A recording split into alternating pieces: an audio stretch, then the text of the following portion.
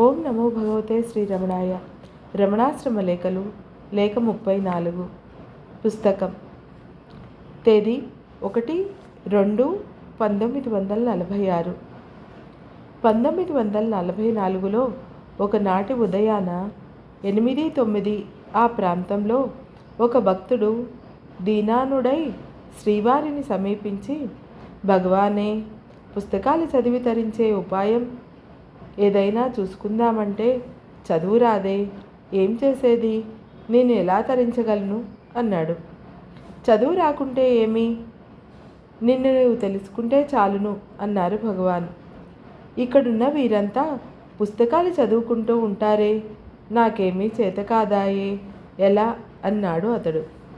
భగవాన్ చెయ్యి అతని వైపు చాచి ఆడిస్తూ, పుస్తకం ఏం చెబుతుందంటావు? నిన్ను చూసుకొని నన్ను చూడమంటుంది.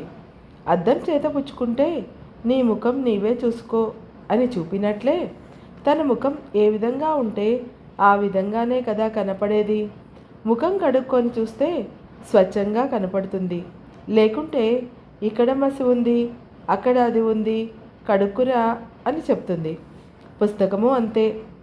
తన్ను తాగన్న తరువాత పుస్తకం చూస్తే అన్నీ అర్థమవుతవి. తన్ను చూడక పుస్తకం చూస్తే ఎన్ని లోట్లున్నవో చూడు, ముందు నిన్ను సరిచేసుకొని నన్ను చూడు అంటుంది. అంతే, నిన్ను నీవు చూసుకో, అదంతా నీకెందుకు అన్నారు. అతడంతటితో తృప్తుడై ధైర్యంగా వెళ్ళారు. చొరవగల భక్తులొకరు అందుకొని, భగవాన్, అతడి చిత్రంగా సమాధానం చెప్పారే అన్నారు. చిత్రమేమున్నదండి, అదంతా యథార్థమే.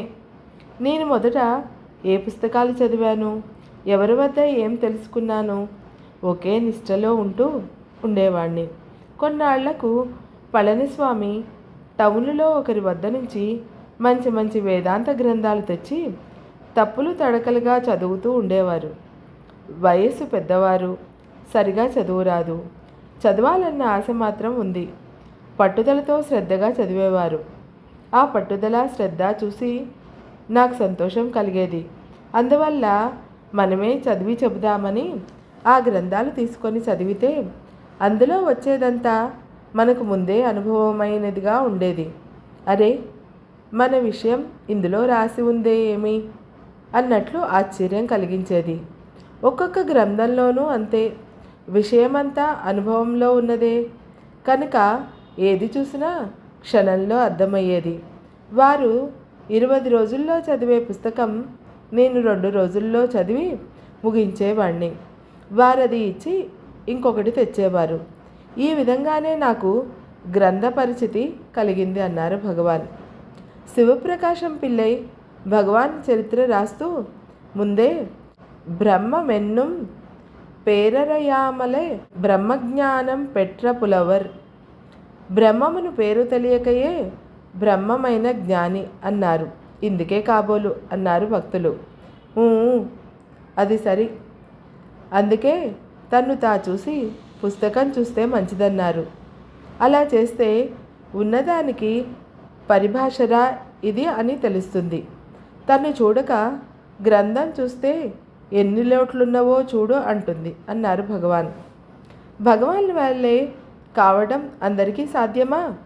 అందువల్ల గ్రంథ సహాయం ఉంటే లోపాలు సరిదిద్దుకోవడానికైనా వీలే కదా అన్నారా భక్తులు. అది సరి. చదువు సహాయం కాదనలేదండి. చదువు రాదే ఎలాగా తరించడం అన్న విచారంతో కృంగిపోవలసిన పని లేదన్నామే కానీ చదవరాదన్నామా? చూడండి అతడు ఎంత దిగాలు పడుతున్నాడో. అటువంటి వారికి యథార్థం చెప్పకుంటే ఇంకా కుంగిపోరు అన్నారు భగవాన్. ఇక సెలవు. నీ సోదరి.